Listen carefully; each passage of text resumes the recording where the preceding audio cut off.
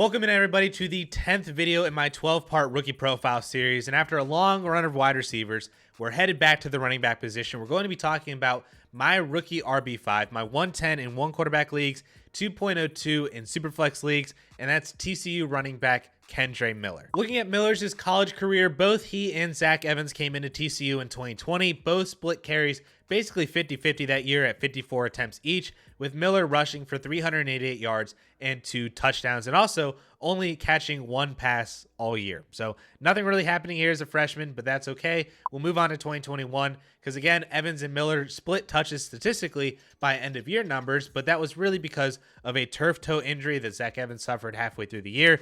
Miller ended the year with 623 yards and 7 touchdowns on 83 carries, plus an additional 117 yards and a touchdown on 12 receptions. But then 2022, his junior season, Zach Evans is gone. He's transferred to Ole Miss, and the backfield is all Kendre Miller.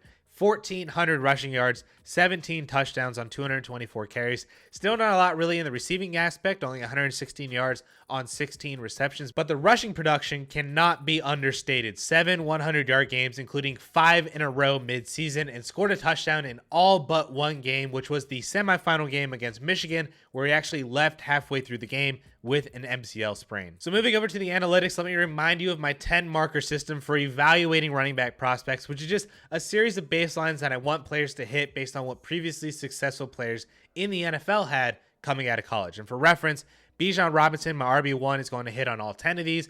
Gibbs is going to be at 6 out of 10 markers. My RB3, Sean Tucker, will be at 8 out of 10, hopefully after the NFL draft. And then Zach Charbonnet, my RB4, hopefully at 7 out of 10 after the draft as well. Before continuing though, I wanted to mention that if you like this content and want to support what we're doing on this channel, please consider joining our YouTube memberships, where you will gain access to additional videos every single month, including a bank of 7 videos that you can watch already. Plus, we will be starting exclusive live streams when we have enough members, and I just posted a link to a Google Sheet that houses all of the data that I'm looking at for my marker system, everything that you want for running backs and wide receivers. It's all in that Google Sheet. So if you want access to all of that, check out the link in the description down below. Join the bonus content tier, and thank you guys for checking it out. So looking at Kendre Miller specifically through this lens, he is currently hitting on 3 out of 10 markers, which I get is not very good. But remember, he didn't do any drills at the combine because of the MCL injury in the playoffs. So we're missing those 3 athleticism markers. And then we're also missing draft capital because the draft hasn't happened yet. I really don't like playing the assumption game here, but if Miller posted a sub 4.540, then he would hit on both 40 and speed score markers at his size. I also want to believe that he would hit my burst score marker. Most every other running back did in this class, including a handful of 210 plus pound backs like Zach Charbonnet, Israel Abanikanda, all hit the burst score marker as well. But it's not really a gimme. So let's just assume he doesn't hit the burst score, but he does hit 40 and speed score. Then he would be at 5 out of 10 markers right there with Jahmyr Gibbs. And then if Miller is a second round pick, would be at 6 out of 10 markers, which is solid for the RB5 in any draft class. And that's really the biggest piece on why I'm ranking Miller so high, is if he gets that draft capital, this is where he should be. But I can say the same thing about a multitude of other backs in this range, even up to really Sean Tucker and Zach Charbonnet, my RB3 and 4, because after Bijan and Jahmyr Gibbs, I really wouldn't be surprised if a handful of these backs are taken in the 2nd and 3rd round, or I wouldn't be surprised if they all fell to day 3, or a majority of the guys fell to day 3. I don't really have a pulse on anybody's draft capital after Gibbs and Bijan. But as of right now, before the NFL draft, Kendre Miller is my RB5, and I think he deserves to be a top 60 pick this year. He has the size at 5'11", 215 pounds, which does cross the 30 BMI threshold that I'm looking for.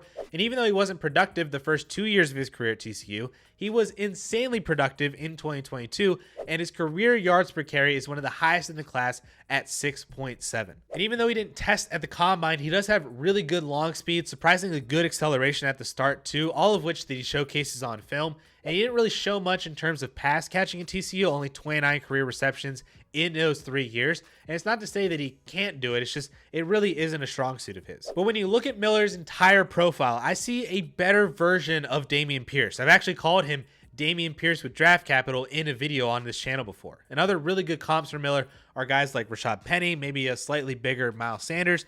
both of those backs also didn't have early production. One was behind Saquon Barkley, the other was behind Donnell Pumphrey. But then they both had big seasons when they did get keys to the backfield later in their college careers. And neither of them were really or have been utilized much in the receiving game, both in college and in the NFL.